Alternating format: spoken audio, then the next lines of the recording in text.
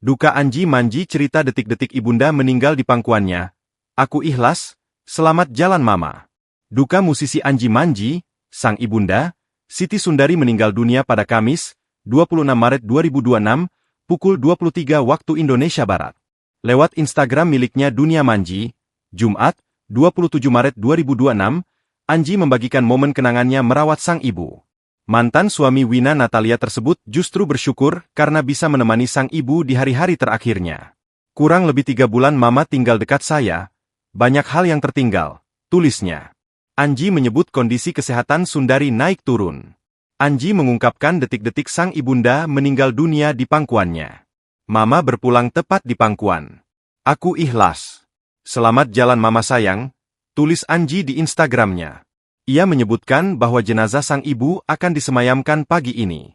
Sebagai informasi, Anji memang sengaja memindahkan sang ibu untuk tinggal bersamanya dalam beberapa tahun terakhir. Anji mengaku ingin lebih dekat dengan mamanya setelah selama ini disibukkan dengan berbagai aktivitas.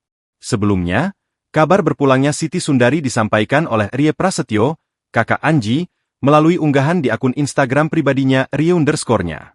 Download Tribun X sekarang, menghadirkan lokal menjadi Indonesia.